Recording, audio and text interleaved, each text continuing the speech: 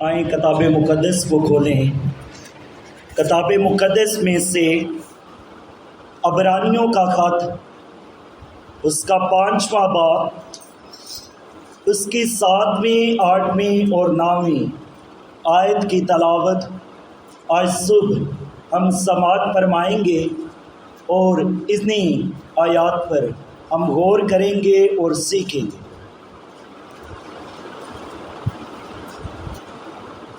عبرانیوں کا خط، اس کا 5واں باب، 7ویں، 8ویں اور 9ویں آیت۔ اس نے اپنی بشریت کے دنوں میں زور زور سے پکار کر اور آنسو بہا بہا کر اسی سے دعائیں اور التجائیں کیں جو اس کو موت سے بچا سکتا تھا، اور خدا ترسی کے سبب سے اس کی سنی گئی، اور باوجود بیٹا ہونے کے اس نے دکھ اٹھا اٹھا کر فرما برداری سیکھی اور کامل بن کر اپنے سب فرما برداروں کے لیے ابدی نجات کا باعث ہوا۔ آمین۔ کلام مقدس کا پڑھا اور سنا جانا ہم سب کے لیے باعث برکت ہو۔ آمین آمین۔ آج جو میرا ٹاپک ہے، جو مضمون ہے، وہ یہ ہے کہ آنسوؤں کے ساتھ دعا مانگنا۔ آنسوؤں کے ساتھ دعا مانگنا، پریئنگ ود ٹیئرز، یعنی آنسوؤں کے ساتھ دعا مانگنا۔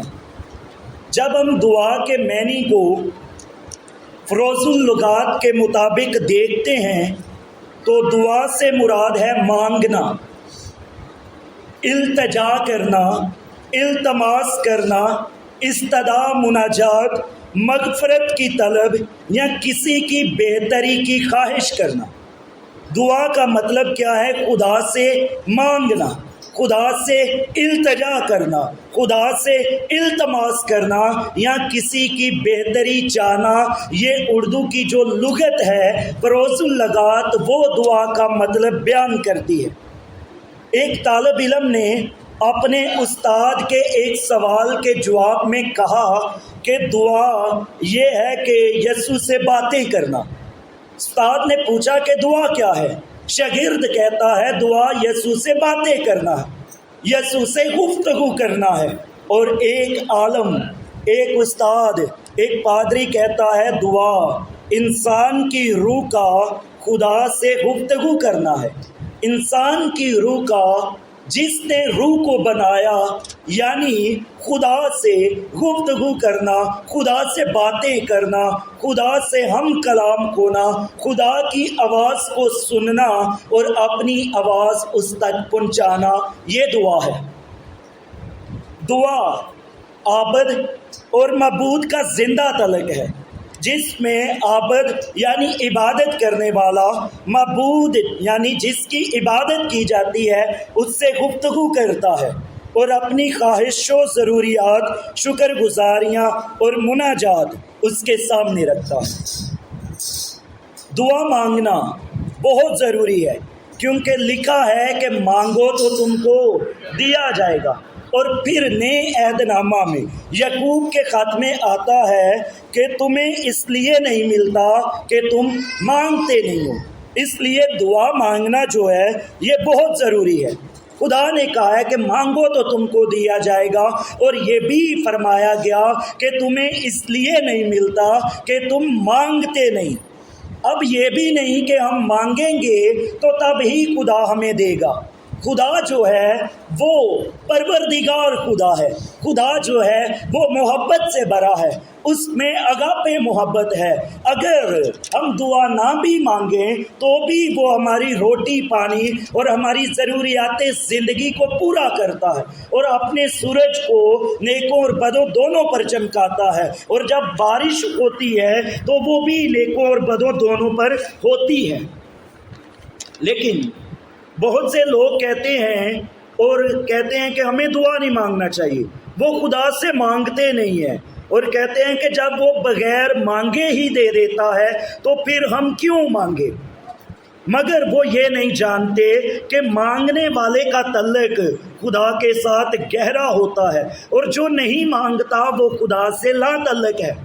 بعض لوگ کہتے ہیں کہ ہر کام کا ایک وقت ہے، اس لیے جب وقت آئے گا تو ہماری فلاں ضرورت خود بخود پوری ہو جائے گی، لہٰذا دعا نہیں مانگنی چاہیے۔ لیکن جو دعا نہیں مانگتے ایمانداروں، وہ خدا کو نہیں جانتے، ان کا خدا کے ساتھ کوئی تعلق نہیں، وہ خدا سے لا تعلق ہیں، نہ وہ خدا سے واسطہ رکھتے ہیں اور نہ ہی واسطہ رکھنا چاہتے ہیں۔ اس لیے اگر آپ خدا سے اپنا تعلق رکھنا چاہتے ہیں، خدا سے واسطہ رکھنا چاہتے ہیں، تو ضروری ہے کہ ہم اس سے مانگتے رہیں، اب اس کی حضوری میں آئیں اور اس سے باتیں کریں اور اس سے گفتگو کریں اور اس کی حضوری میں گفت و شنید کرتے رہیں، اپنی کہتے رہیں اور اس کی سنتے رہیں۔ خدا ان کے قریب ہے جو اس سے دعا مانگتے ہیں۔ بس مانگنا ضروری ہے، یہ مت سوچئے کہ جب وہ بن مانگے ہی دے دیتا ہے تو لہٰذا ہمیں دعا نہیں کرنا چاہیے۔ یہ کبھی مت سوچئے کہ ہر کام کا وقت ہے تو ہر چیز ہمیں اپنے وقت پر مل ہی جائے گی۔ دعا مانگنا ضروری ہے۔ ایمانداروں کی زندگی میں دعا کا ہونا بہت ضروری ہے۔ ایمانداروں کی زندگی میں دعا آکسیجن کی طرح ہے۔ میں نے کسی سٹیج پر سے سنا کہ دعا آپ کی ہابی ہونی چاہیے، دعا آپ کا مشغلہ ہونا چاہیے۔ ایسا نہیں ہے، مشغلہ وہ ہوتا ہے، ہابی وہ ہوتی ہے جو ہم فارغ وقت میں کوئی کام کرتے ہیں، اور ہم اپنے فارغ وقت میں کوئی کام اپنے آپ کو مصروف رکھنے کے لیے کرتے ہیں، وہ ہابی کہلاتی ہے، وہ مشغلہ کہلاتی ہے۔ لیکن دعا ایمانداروں کے لیے ہابی نہیں ہے، دعا ایمانداروں کے لیے کوئی مشغلہ نہیں ہے، دعا ایمانداروں کی سانس ہے۔ جس طرح زندہ رہنے کے لیے انسانوں کو آکسیجن کی ضرورت ہے، اسی طرح ایمانداروں کو روحانی اعتبار سے زندہ رہنے کے لیے دعا کی ضرورت ہے۔ اور جو ایماندار اور جو شخص دعا نہیں کرتا وہ ہرگز زندہ نہیں ہے، بلکہ روحانی اعتبار سے مردہ ہے اور مردگی کی حالت میں ہے۔ دعا مانگنا جو ہے وہ آپ کے سانس کو بحال رکھتا ہے، اس لیے دعا مانگنا ضروری ہے۔ یسوع مسیح کی زمینی زندگی کا آغاز و اختتام ہی دعا سے ہوا۔ یسوع نے نجات کے مشن کے ہر لمحہ پر دعا کی۔ یسوع کی اپنی زندگی میں دعا سے اہم کوئی چیز نہیں تھی۔ وہ ساری رات دعا میں گزارتا تھا، اس کا ہر لمحہ دعا میں گزرتا تھا۔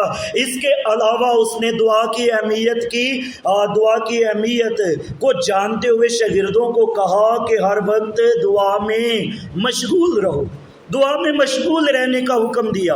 متی 26 باب 41ویں آیت میں ہے، جاگو اور دعا کرو تاکہ آزمائش میں نہ پڑو۔ روح تو مستعد ہے مگر جسم کمزور ہے۔ یسوع فرما رہا ہے جاگو اور دعا کرو۔ اگر آپ جاگو گے اور دعا کرو گے تو پھر ہوگا کیا؟ آپ کسی آزمائش میں نہیں پڑو گے۔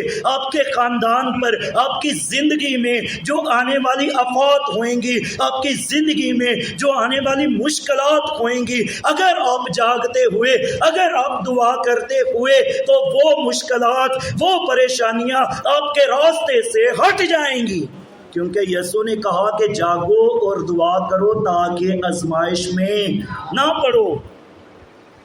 ابتدائی کلیسیا کے ایماندار لوگوں کے لیے دعا روزانہ کا معمول تھی۔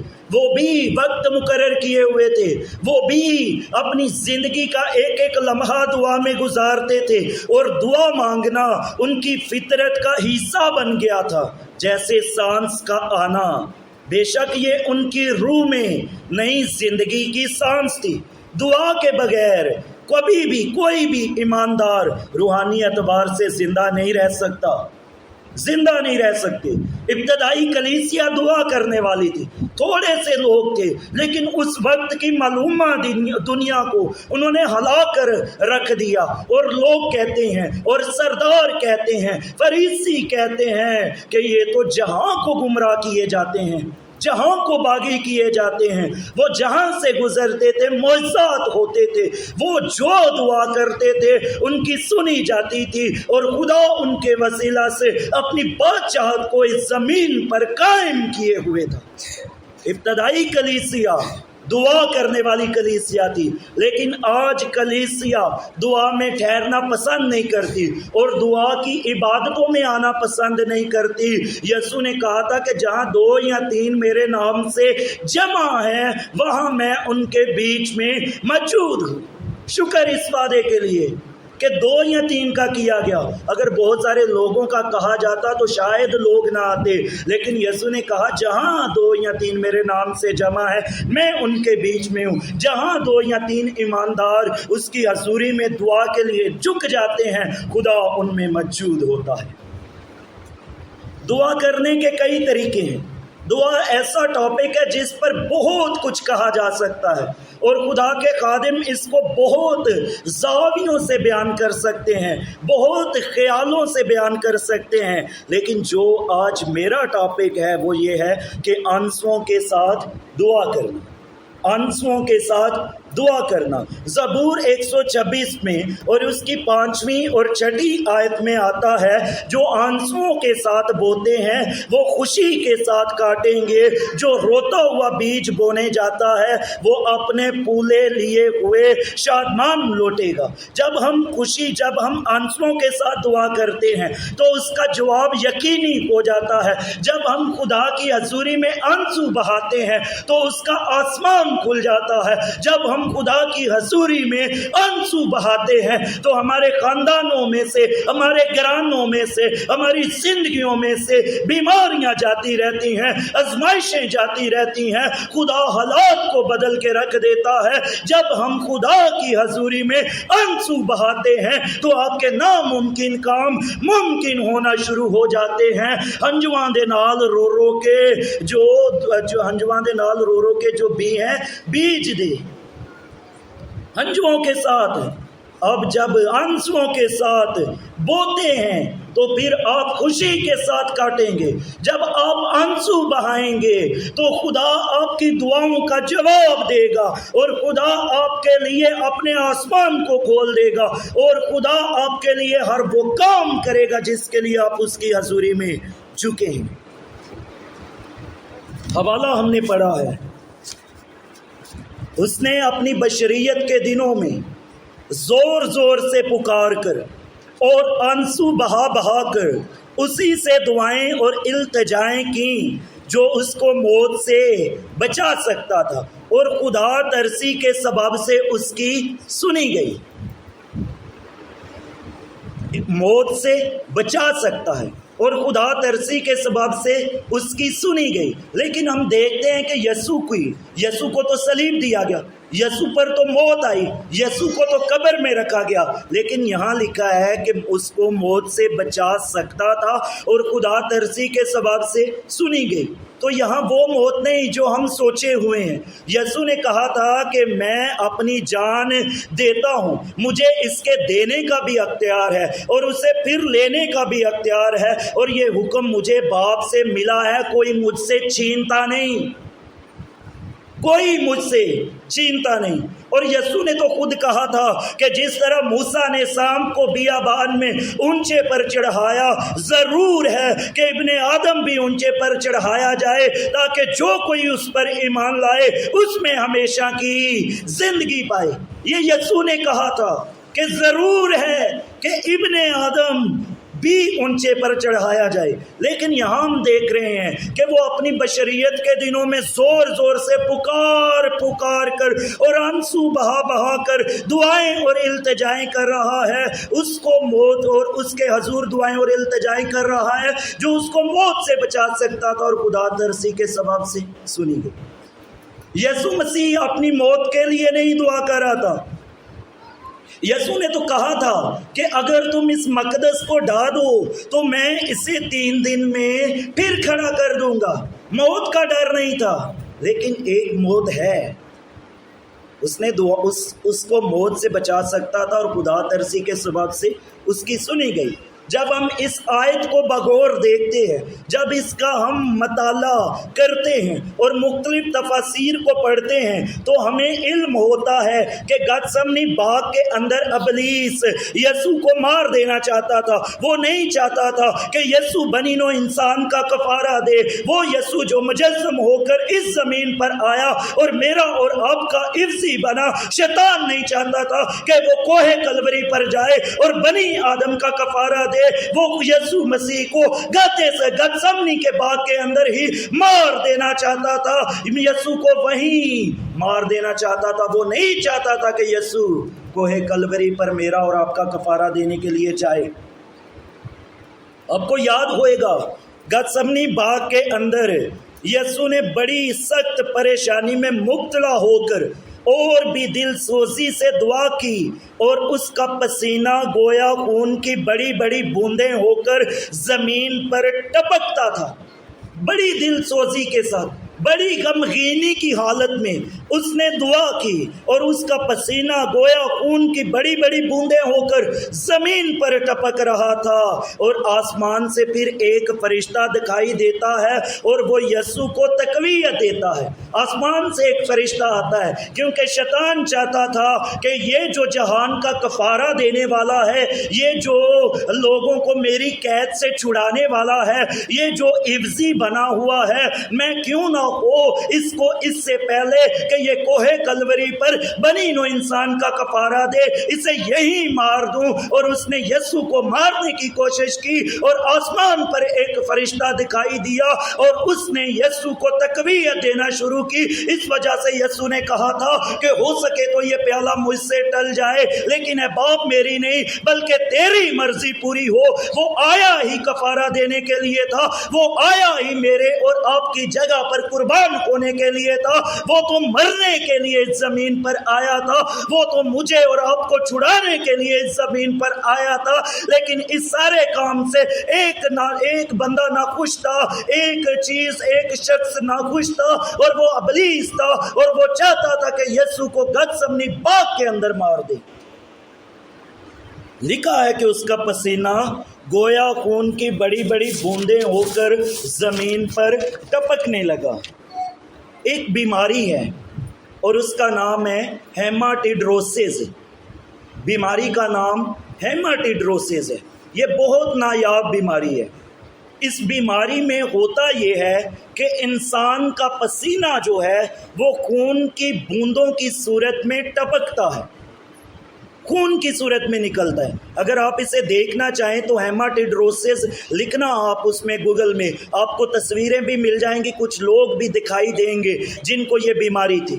تو ڈاکٹر حضرات یہ کہتے ہیں کہ یہ بیماری جس شخص کو ہوتی ہے اسے یہ تب ہوتی ہے جب ایک شخص انتہائی خوف اور پریشانی اور سٹریس محسوس کرتا ہے، ایکسٹریم سٹریس، اور وہ چاہے فزیکلی ہوئے چاہے ایموشنلی ہو۔ اور کہتے ہیں کہ خصوصاً وہ لوگ جنہیں موت کا سامنا ہوتا ہے وہ اس قسم کا خوف اور تناؤ اور سٹریس اور پریشانی کو محسوس کرتے ہیں، اور جب وہ ایسا خوف، جب وہ ایسا سٹریس لیتے ہیں تو ان کا پسینہ پھر پسینہ نہیں رہتا بلکہ خون کی بوندیں بن کر زمین پر گرتا ہے۔ اور لوکا چونکہ طبیب تھا، اس نے گتسمنی کے اندر یسوع مسیح کی حالت کو دیکھا اور اس نے کہا کہ اس کا پسینہ گویا خون کی بڑی بڑی بوندیں بن کر زمین پر ٹپکنے لگا، کیونکہ یسوع کو وہاں موت کا سامنا تھا اور شیطان نے اس کو دبایا ہوا تھا،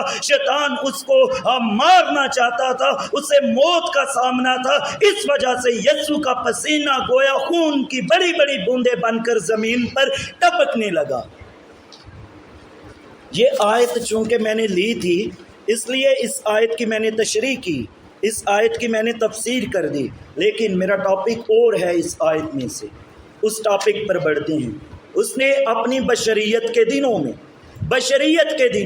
جب یسوع انسان تھا، جب یسوع مجسم کلمہ کی صورت میں زمین پر تھا، تب اس نے اپنی بشریت کے دنوں میں زور زور سے پکار کر اور آنسو بہا کر اس سے دعائیں اور التجائیں کی جو اس کو موت سے بچا سکتا تھا، اور خدا ترسی کے سبب سے سنی گئی۔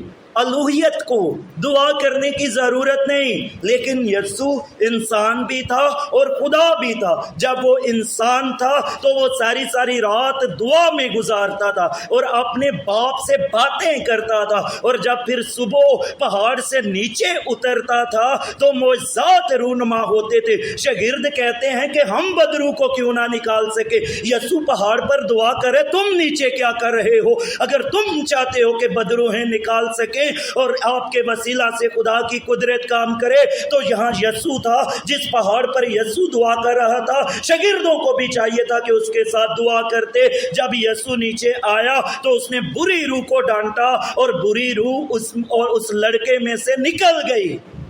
یسوع سے کہتے ہیں شاگرد کہ ہم کیوں نہ بری روح کو نکال سکے؟ تو یسوع کہتے ہیں اپنے ایمان کی کمی کے باعث، اور یہ دعا اور یہ قسم دعا اور روزے کے سوا نہیں نکل سکتی۔ اگر آپ چاہتے ہو کہ اس طرح کی بدروحوں کو نکالو تو دعا اور روزے میں ٹھہرو۔ میں نے بتایا کہ اس نے اپنی بشریت کے دنوں میں الوہیت کو یعنی خدا کو دعا کی ضرورت نہیں، لیکن جب وہ انسان تھا یسوع تو وہ دعائیں کرتا تھا۔ اس آیت میں ہم دیکھتے ہیں کہ ہمارا جو رول ماڈل ہے، ہمارا جو آئیڈیل ہے، جس کی مانند ہمیں بننا ہے، ہمیں کسی رسول کی مانند نہیں بننا، ہمیں کسی شاگرد کی مانند نہیں بننا، بلکہ کس کی مانند بننا ہے؟ یسوع مسیح کی مانند بننا ہے۔ اور یسوع مسیح کے بارے میں کیا لکھا ہے؟ اس نے اپنی بشریت کے دنوں میں زور زور سے پکار کر اور آنسو بہا کر اسی سے دعائیں اور التجائیں کی۔ جب آج لوگ زور زور سے دعا کرتے ہیں اور آنسو بہا کر دعا کرتے ہیں تو بعض لوگ یہ سمجھتے ہیں کہ یہ فلاں جماعت کا، یہ فلاں مشن کا صرف کام ہے، ہمیں اونچی دعا نہیں کرنی چاہیے، ہمیں آنسو نہیں بہانا چاہیے۔ بعض لوگ سفیر اختر کی تصویریں دیکھ کر کہتے ہیں کہ یہ کیا ڈرامے کرتا ہے، وہ کبھی زمین پر لیٹ کر دعا کرتا ہے، کبھی آنسو بہا کر دعا کرتا ہے۔ آج خدا ہمیں ایسے ایماندار دیکھنا چاہتا ہے۔ خدا چاہتا ہے کہ ہم بھی زور زور سے پکار کر اور آنسو بہا کر اس کی حضوری میں اپنے لوگوں کے لیے اور ان روحوں کے لیے جو شیطان کے قبضے میں ہیں دعا کریں۔ یہاں یسوع کی مثال میں نے لی ہے۔ یسوع نے زور زور سے پکار کر اور آنسو بہا کر دعائیں کی۔ جب یسوع زور زور سے اور آنسو بہا کر دعا کر رہا تھا تو اس کو بھی موت سے بچا لیا گیا اور خدا ترسی کے سبب سے سنی گئی۔ تو اے ایماندارو، جب آپ خدا کے حضور زور زور سے اور آنسو بہا کر دعا کرو گے تو خدا آپ کی بھی دعا سنے گا اور خدا موت سے آپ کو بچائے گا اور خدا آپ کی زندگی کے آیام کو بڑھا دے گا اور خدا اپنے آسمان کو آپ کے لیے کھول دے گا۔ یہاں کس شخص کو ہم دیکھ رہے ہیں جو اس طرح سے دعا کر رہا ہے، زور زور سے اور آنسو بہا کر؟ یہ یسوع دعا کر رہا ہے، اور جو کام یسوع نے کیا ہے اگر وہ کوئی ایماندار کرتا ہے تو اس میں کوئی بری بات نہیں۔ جس طرح سے یسوع دعا کرتا تھا اسی طرح سے ہمیں دعا کرنی ہے۔ یسوع تو ساری رات پہاڑ پر دعا کرتا تھا، آنسو بہاتا تھا باپ کی حضوری میں، ہمیں بھی آنسو بہا کر دعا کرنی ہے۔ جو آنسوؤں کے ساتھ بوتا ہے وہ خوشی کے ساتھ کاٹے گا، وہ خوشی کے ساتھ کاٹے گا۔ پیدائش کی کتاب کھولیے گا، اس کے 21ویں باب میں ہم چلتے ہیں۔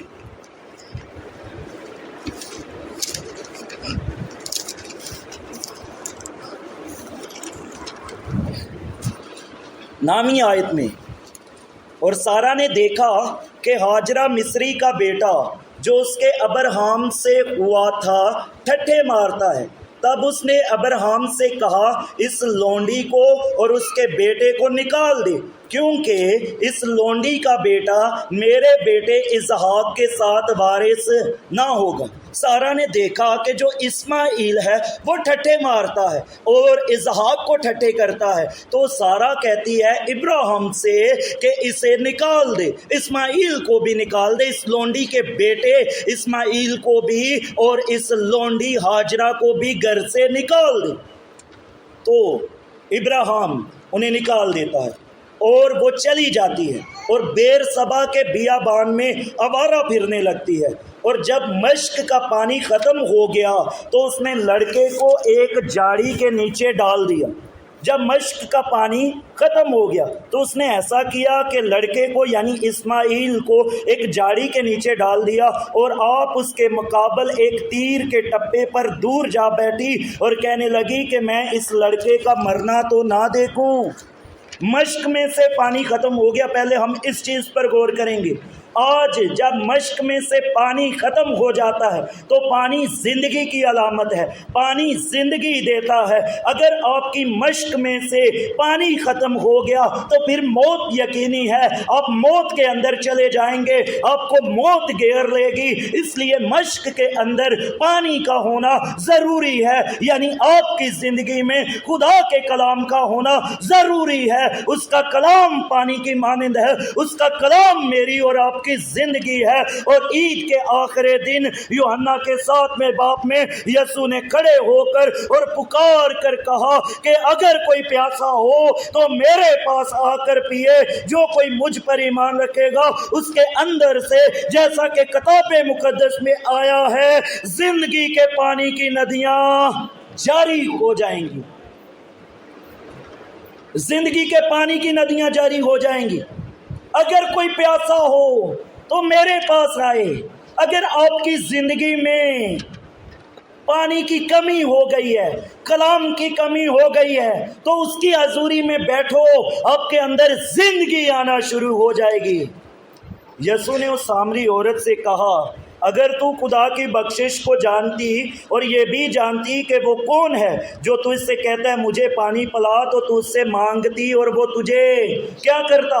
وہ تجھے زندگی کا پانی دیتا۔ زندگی کا پانی کیا ہے؟ یعنی کلام ہے۔ خدا تجھے کلام دیتا۔ اگر تم مجھ سے مانگتی تو میں تجھے زندگی کا پانی دیتا۔ اور یسوع پھر اسی عورت سے مخاطب ہوتا ہے اور اسے کہتا ہے، مگر جو کوئی اس پانی میں سے پیے گا جو میں اسے دوں گا وہ ابد تک پیاسا نہ ہوگا۔ ابد تک پیاسا نہ ہوگا مطلب وہ ابد تک کبھی نہیں مرے گا۔ جو یسوع پر ایمان رکھتا ہے وہ ہمیشہ زندہ رہے گا، بلکہ جو پانی میں اسے دوں گا وہ اس میں ایک چشمہ بن جائے گا جو ہمیشہ کی زندگی کے لیے جاری رہے گا۔ اگر آپ کی مشق میں سے پانی ختم ہو گیا ہے تو آپ کی موت پھر واقع ہو جائے گی۔ اس لیے مشق میں پانی رکھیے، اس لیے اپنی زندگی میں خدا کے کلام کو رکھیے۔ اور داؤد کہتا ہے، میں نے تیرے کلام کو اپنے دل میں رکھ لیا تاکہ تیرے خلاف گناہ نہ کروں۔ ایسا کلام آپ کی زندگی میں ہونا چاہیے۔ کلام زندگی ہے، کلام آپ کو زندہ رکھتا ہے۔ آپ کی مشق ہر وقت پانی سے بھری رہنی چاہیے، ہر روز اپنے آپ کو اس کے کلام سے بھریے۔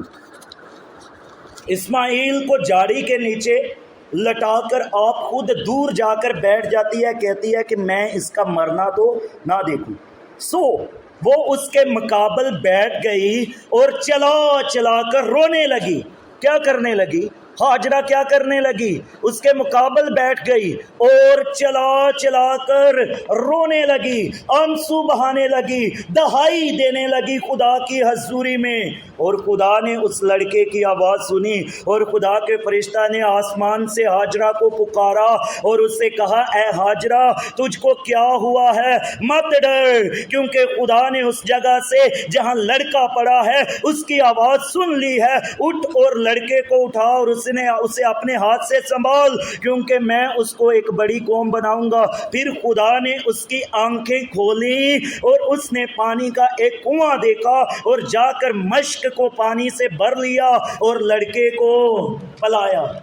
ہاجرہ دور بیٹھ کر رونے لگی، چلا چلا کر رونے لگی بیابان میں جہاں پانی نہیں ہوتا۔ لیکن اگر آپ چلا چلا کر روئیں گے اور اس کے حضور آنسو بہائیں گے تو بیابان میں جہاں پانی کا نام و نشان نہیں ہوتا خدا وہاں سے چشمے جاری کرے گا اور آپ کی پیاسوں کو بجھا دے گا اور آپ کی زندگی میں ناممکن کام ممکن کرنا شروع ہو جائے گا۔ جب حالات تنگ ہو جائیں، جب کوئی راہ نظر نہ آئے، جب آپ افسردہ ہو جائیں، جب آپ پریشان ہو جائیں، اور کوئی امید نہ نظر آئے تو باپ کی حضوری میں بیٹھ جائیے اور چلا چلا کر روئیے اور آنسوؤں کے ساتھ دعا کیجئے تو خدا چشمے جاری کر دے گا، جس طرح ہاجرہ کے لیے اس نے چشمہ جاری کر دیا، جس طرح اس نے اسماعیل کے لیے چشمے کو جاری کر دیا۔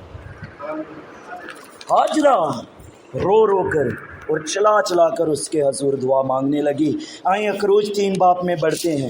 اخروج 3 باب میں اور اس کی 7ویں آیت میں بنی اسرائیل غلامی کے اندر چلے گئے اور تقریباً 430 سال گزر گئے۔ خدا نے انہیں کوئی آزادی رہائی نہیں دی، لیکن جب 430 سال گزر گئے تو خداوند نے اپنے لوگوں کی تکلیف جو مصر میں ہے خوب دیکھی اور ان کی فریاد جو بگاڑ لینے والوں کے سبب سے ہے سنی، اور میں ان کے دکھوں کو جانتا ہوں۔ یہ خدا کہتا ہے 430 سال بعد جب قوم بنی اسرائیل نے خدا کے حضور فریاد کی، جب انہوں نے خدا کے حضور دہائی دی، جب وہ خدا کے حضور رونے لگے تو خدا نے کہا کہ میں نے ان کی فریاد کو جو بگاڑ لینے والوں کے سبب سے ہے کیا کیا ہے، میں نے سنا ہے اور ان کے دکھوں کو جانتا ہوں، اور اب میں اترا ہوں کہ ان کو آزاد کروں۔ خدا جلتی ہوئی جھاڑی میں آ گیا، خدا خاردار جھاڑی میں آ گیا، خدا کانٹوں بری جھاڑی میں آ گیا، کیونکہ قوم بنی اسرائیل اب فریاد کر رہی ہے، قوم بنی اسرائیل اب خدا کے حضور آنسو بہا رہی ہے۔ شاید اس سے پہلے انہوں نے اس طرح سے دعا نہیں کی تھی، شاید اس سے پہلے انہوں نے آنسو نہیں بہائے تھے، لیکن جو ہی آنسو بہانے شروع کیے تو خدا آسمان سے اتر آیا اور خدا نے ان کو آزاد کیا۔ جب کبھی آپ شیطان کے چنگل میں آ جائیں اور شیطان آپ کو قید کر لے یا آپ کے گھر پر تسلط جمانے کی کوشش کرے تو آنسو بہائیے اور خدا کے حضور روتے ہوئے آئیے، اس کی حضوری میں جھک جائیے، تو آپ کو خدا ہر طرح کی قید سے، ہر طرح کے بندنوں سے آزاد کرے گا اور آپ کو کثرت کی برکت دے گا، آپ کو فتح سے بڑھ کر غلبہ دے گا جب آپ آنسو بہائیں گے اور خدا کی حضوری میں بہائیں گے، اور کہیں نہیں۔ خدا کی حضوری میں آنسو بہائیں گے تو تب آگے آئیں گے اس پوائنٹ پر ہم، خدا کی حضوری میں آنسو بہائیں گے تو تب ایسا ہوگا۔ یرمیہ نبی کہتا ہے کاش میری آنکھیں تو میں شب و روز اپنی بنت قوم کے لیے ماتم کرتا، آنسو بہاتا۔ اور نوحہ کی کتاب میں آتا ہے اٹھ رات کے پیروں کے شروع میں فریاد کر اور خداوند کے حضور اپنا دل پانی کی طرح انڈیل دے۔ رات کے پیروں کے شروع میں خداوند کے حضور فریاد کر اور خداوند کے حضور اپنا دل پانی کی طرح انڈیل دے، اور اس میں لکھا ہے کہ خداوند کے حضور میں ہمارے آنسو نہر کی طرح جاری ہونے چاہیے۔ کس طرح جاری ہونے چاہیے؟ نہر کی طرح۔ میں حوالہ نہیں بتا رہا، کچھ کام کر رہا ہوں آپ کا، لیکن وہاں لکھا ہے کہ نہر کی طرح آنسو جاری ہونے چاہیے۔ آئیں ایک اور بات پر ہم غور کریں گے۔ پہلا سیموئیل پہلا باب نکال لیجئے۔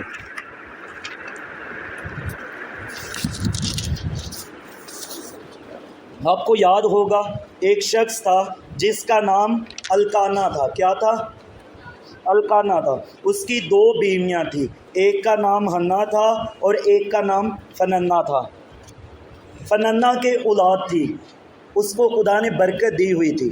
حنا کے اولاد نہیں تھی، حنا بانجھ تھی، اور فننا جو اس کی سوتن تھی اسے تنگ کرتی تھی، اسے چھیڑتی تھی، اور حنا جو ہے وہ غمگین ہو جاتی، وہ افسردہ ہو جاتی اور روتی رہتی اور کھانا نہیں کھاتی تھی، نہایت افسردگی کی حالت میں چلی جاتی جب فننا اسے چھیڑتی تھی۔ وہ اس سے پہلے روتی تھی لیکن خدا کے حضور میں نہیں روتی تھی۔ پھر ایک روز ایسا ہوا کہ اس کا خاوند اسے ہیکل میں لے کر گیا، ہر سال ہی جاتے تھے۔ جب اس سال گئے تو وہ جا کر خدا کی حضوری میں روئی۔ کیا لکھا ہے 10ویں آیت میں؟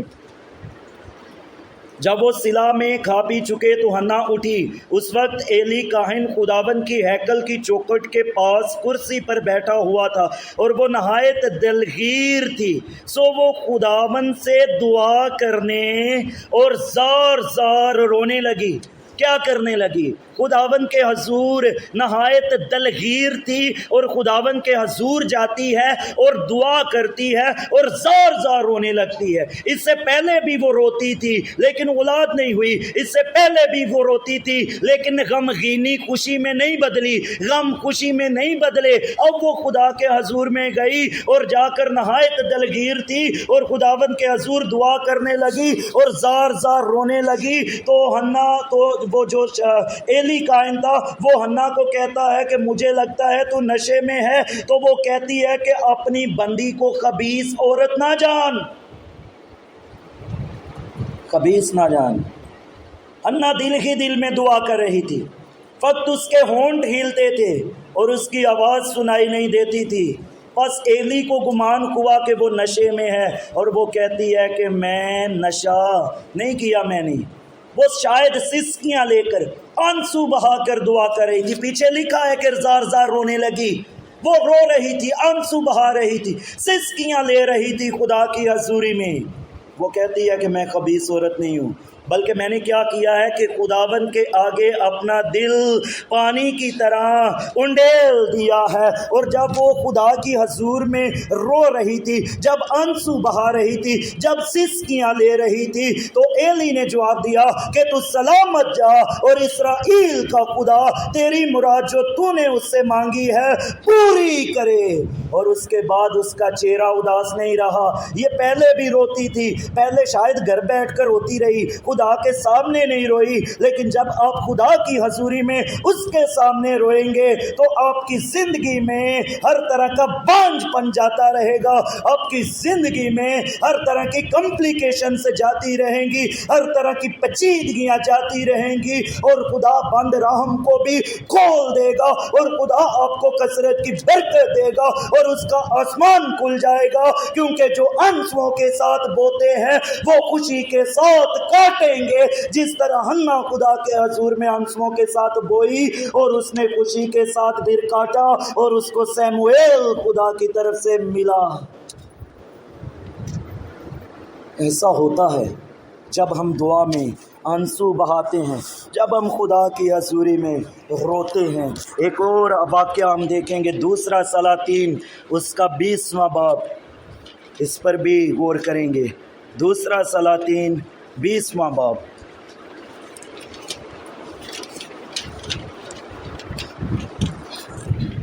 یہاں ہم دیکھتے ہیں کہ ایک بادشاہ ہے جس کا نام حزقیہ ہے، اور خدا اپنے خادم کو یسایہ کو بھیجتا ہے کہ جا کر حزقیہ کو کہا کہ تو مر جائے گا اور بچنے کا نہیں، اس لیے اپنے گھر کا انتظام کر لے۔ خدا نے کلام دے دیا یسایہ کو کہ جا کر اسے بتایا۔ جب حزقیہ کو خدا کا کلام ملتا ہے، یہ پیغام ملتا ہے، تو وہ کیا کرتا ہے؟ تب اس نے اپنا منہ دیوار کی طرف کر کے خداوند سے یہ دعا کی۔ وہ بھی اپنے کمرے میں چلا گیا، اپنی کوٹری میں چلا گیا اور اپنا دروازہ بند کر کے دیوار کی طرف منہ کر کے دعا کرنے لگا کہ خداوند میں تیری منت کرتا ہوں، یاد فرما کہ میں تیرے حضور سچائی اور پورے دل سے چلتا رہا ہوں اور جو تیری نظر میں بھلا ہے وہی کیا ہے۔ اور حزقیہ زار زار رویا، دیوار کی طرف منہ ہے، دعا کر رہا ہے اور زار زار رونے لگا اور آنسو بہانے لگا۔ تو خدا نے یسایہ کو پھر سے بھیجا کہ جا حزقیہ کے پاس۔ یسایہ ابھی شہر کے بیچ میں نہیں پہنچا تھا اور خدا نے پھر سے کلام دیا کہ جا کر کہہ حزقیہ سے کہ میں نے تیری دعا سن لی ہے اور میں نے تیرے آنسو دیکھے ہیں، دیکھ میں تجھے شفا دوں گا اور تیسرے دن تو خداوند کے گھر میں جائے گا اور میں نے تیری عمر کو 15 برس بڑھا دیا ہے۔ حزقیہ بادشاہ کمرے میں چلا گیا، دعا کرنے لگا اور زار زار رونے لگا، تو وہی خدا جس نے پہلے پیغام دیا تھا کہ میں اسے مار دوں گا، یہ بچنے کا نہیں، خدا یسایہ کو پھر سے بھیجتا ہے کہ جا کہہ کر آ حزقیہ کو کہ میں نے اس کا رونا دیکھا ہے، میں نے اس کی دعا کو سن لیا ہے، میں نے اس کے آنسو دیکھ لیے ہیں، لہذا میں نے اس کی عمر کو 15 برس بڑھا دیا ہے۔ اور اسے کہنا کہ انجیر کی ٹکیاں لے اور اسے اپنے پھوڑے پر باندھ تو اچھا ہو جائے گا، تو شفا پا جائے گا۔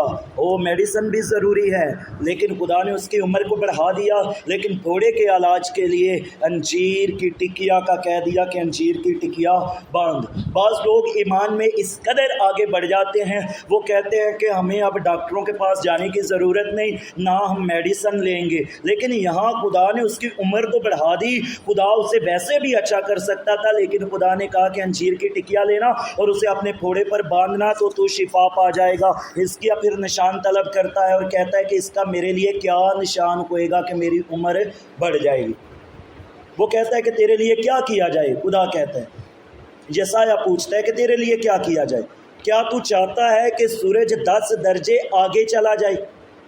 اس نے کہا اگر سورج کی دھوپ 10 درجے آگے چلی جاتی ہے تو یہ تو کوئی بڑی بات نہیں ہوئی، ہر آنے والے دن سایہ جو ہے وہ آگے ہی جاتا ہے، آگے ہی بڑھتا ہے، یہ کوئی بڑی بات نہیں۔ ایسا ہو کہ سایہ جو ہے 10 درجے پیچھے لوٹ جائے، تب میں جانوں گا کہ خدا نے میری زندگی کو بڑھا دیا ہے۔ میں یہ کہنا چاہتا ہوں کہ جس طرح حزقیہ نے دیوار کی طرف منہ کر لیا اور زار زار رونے لگا، اے ایماندارو، جب ہم زار زار روتے ہیں تو خدا ہماری عمر کو بڑھا دیتا ہے، خدا ہماری زندگی میں ہمیں کثرت کی برکت دیتا ہے، خدا بند دروازوں کو کھول دیتا ہے، خدا اپنے آسمان کو کھول دیتا ہے، خدا ہمارے گھروں کو برکت دینا شروع کر دیتا ہے۔ لیکن جب ہم انسوں کے ساتھ بوتے ہیں تو پھر ہم خوشی کے ساتھ کاٹیں گے، پھر ہم خوشی کے ساتھ کاٹیں گے۔ انسو بہانا خدا کی حضوری میں ضروری ہوتا ہے بعض صورتحالوں میں۔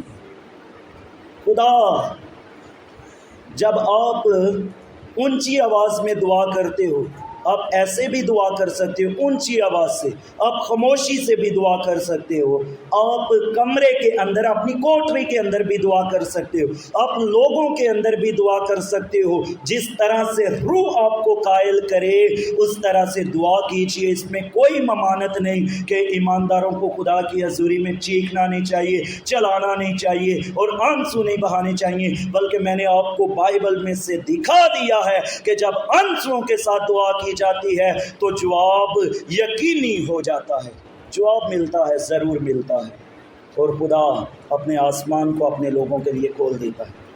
ایک کہانی ہے جو ایلڈر صاحب نے ہمیں بتائی اور سکھائی، وہ ہم اس کو دیکھتے ہیں۔ ایک شخص تھا، اس کے پاس بہت دولت تھی، اس کے بیٹے باہر کے ممالک چلے جاتے ہیں، بہت سارا روپیہ کماتے ہیں، اور وہ شخص کہتا ہے کہ اب چونکہ میں بڑھاپے میں آ گیا ہوں، اتنی دولت ہے تو میں نے کیا کرنا ہے، میں یہ سارا کچھ خیرات کرتا ہوں۔ وہ سارا کچھ بیچ کر اپنی جائیداد اور اپنا جو کچھ اس کی پراپرٹی ہوتی ہے اس کو بیچتا ہے اور غریب لوگوں کی مدد کرنا شروع کر دیتا ہے۔ ایک وقت آتا ہے کہ اس کے پاس جو کچھ ہوتا ہے وہ سب ختم ہو جاتا ہے۔ پھر وہ ایسا کرتا ہے کہ ادار چیزیں لے کر لوگوں میں بانٹنا شروع کر دیتا ہے۔ کسی سے کوئی چیز ادار لے آیا اور اسے کہا کہ فلاں ڈیٹ کو میں تجھے تیرے پیسے لٹا دوں گا۔ پھر کسی اور دکاندار کے پاس چلا گیا، اس سے بھی ادار چیزیں لیں اور غریبوں میں بانٹ دی، اور پھر کہا کہ میں تجھے فلاں ڈیٹ کو پیسے لٹا دوں گا۔ اسی طرح اور لوگوں کے پاس گیا، ان سے بھی جو چیزیں لیں وہ اسے دیتے گئے، اور وہ لا کر غریبوں میں بانٹتا رہا اور کہتا رہا کہ میں فلاں ڈیٹ کو پیسے دے دوں گا۔ وہ سمجھتے تھے کیونکہ یہ ایک مالدار بندہ ہے اور اس کے بچے باہر ہیں، تو لہٰذا یہ جو ایک معزز بندہ ہے وہ اسے ادار چیزیں دیتے گئے۔ لیکن اب اس شخص کے پاس کچھ بھی نہیں تھا لٹانے کے لیے۔ ایک دن وہ سارے دکاندار جس ڈیٹ کا اس نے وعدہ کیا ہوتا ہے، تاریخ کا، اس تاریخ پر اس کے گھر آ جاتے ہیں اور کہتے ہیں بابا جی آپ نے وعدہ کیا تھا آج کا، ہمارے پیسے کہاں ہیں، ہمیں وہ پیسے لٹائیے، آپ اتنی دیر سے ہمارے سے فلاں چیزیں لے کر آئے ہیں، اب وعدہ آ گیا ہے تو ہمیں پیسے دیجیے۔ وہ کہتا ہے بیٹھو بیٹھو آپ کو پیسے ملیں گے۔ پھر دوسرا دکاندار آتا ہے، اسے بٹھا دیتا ہے، پھر تیسرا آتا ہے، اور جتنے لوگ ہوتے ہیں وہ سارے آتے ہیں، وہ انہیں بٹھاتا چلا جاتا ہے۔ صبح سے دوپہر کا وقت ہو جاتا ہے، دوپہر سے شام کا وقت ہو جاتا ہے، سورج ڈوبنا شروع ہو جاتا ہے، لیکن بابا جی کسی کو بھی پیسے نہیں دیتے، وہ پیسے مانگتے رہتے ہیں۔ وہ کہتا ہے بیٹھو، صبر کرو صبر کرو، تمہیں دے دیتا ہوں دے دیتا ہوں۔ شام کے وقت ایک بچہ آتا ہے اور اس کے پاس کوئی چیز ہوتی ہے کھانے کے لیے۔ وہ کہتا ہے کہ بچے ادھر آ اور ان سارے لوگوں میں جو بیٹھے ہیں یہ چیز بانٹ دے۔ اس کے پاس جتنی چیز ہوتی ہے وہ ساری ان لوگوں میں بانٹ دیتا ہے، وہ سارے کھا لیتے ہیں۔ اب بچہ کہتا ہے بابا جی پیسے دیجیے۔ وہ کہتا ہے بیٹھ جا، تجھے پیسے دیتا ہوں، دے کر بھیجوں گا تجھے، بیٹھ جا۔ بچہ کچھ دیر بیٹھتا ہے اور دیکھتا ہے کہ سورج بھی غروب ہونے والا ہے، گھر میں چھوٹے بہن بھائی بھی ہیں اور گھر میں پیسے لے کر جانے ہیں، اگر نہ گیا تو کھانا کیسے بنے گا، کیا کروں گا میں۔ بابا جی اسے پھر کہتے ہیں بیٹھ جا، تجھے دے کر بھیجوں گا۔ کوئی تھوڑا وقت گزرنے کے بعد بچہ پھر کہتا ہے پیسے۔ اب وہ شدت سے کہتا ہے کہ مجھے پیسے چاہیے، میں نے پیسے لے کر گھر جانا ہے، میں کیوں یہاں بیٹھا رہوں۔ وہ کہتا ہے بیٹھ، تجھے پیسے دے کر بھیجوں گا۔ اور وہ بچہ رونا شروع کر دیتا ہے، چیخنا شروع کر دیتا ہے۔ تو پھر جب وہ رو رہا ہوتا ہے، چیخ رہا ہوتا ہے، پکار رہا ہوتا ہے، تو ایک شخص آتا ہے اور اس کے پاس بہت سارا روپیہ پیسہ ہوتا ہے۔ وہ آتا ہے اور اس بچے کو بھی پیسے دیتا ہے اور باقی جتنے لوگ بیٹھے ہیں ان سب کو بھی پیسے دیتا ہے۔ سارے لوگ اپنے اپنے پیسے لیتے ہیں، چلے جاتے ہیں۔ ایک شخص بیٹھا رہتا ہے اور وہ کہتا ہے بابا جی ہم صبح سے بیٹھے ہیں، اگر آپ نے پیسے دینے تھے تو پہلے کیوں نہیں دیے۔ اس نے کہا آپ سارے بیٹھے ہوئے تھے، آپ کو اس لیے پیسے نہیں ملے کہ آپ نے خدا آپ جو ہو وہ روئے نہیں، آپ میں سے کوئی رونے والا نہیں تھا، آپ میں سے کوئی چیخنے والا نہیں تھا، آپ میں سے کوئی آنسو بہانے والا نہیں تھا۔ یہ ایک چھوٹا بچہ ہے، جو ہی یہ چیخا، جو ہی یہ آنسو بہائے، جو ہی اس نے رونا شروع کیا تو خدا نے آسمان اپنے کو کھول دیا اور ایک شخص کو بھیج دیا اور اس شخص نے آپ کو آ کر سارے پیسے دے دیے۔ اسی طرح جب ہم جو ایماندار ہیں خدا کی حضوری میں جھکیں گے اور آنسو بہائیں گے تو خدا آسمان کو کھول دے گا اور موزانہ طور پر آپ کی ضروریات زندگی کو پورا کرے گا اور آپ کی زندگیوں میں ناممکن کاموں کو ممکن کرنا شروع کر دے گا۔ جو آنسوؤں کے ساتھ بوتا ہے وہ خوشی کے ساتھ کاٹے گا، اور جو روتا ہوا بیج بونے جاتا ہے وہ اپنے پولے لیے ہوئے شادمانی سے لوٹے گا۔ آمین۔ آج کے کلام کے باعث خدا آپ سب کو کثرت کی برکت دے۔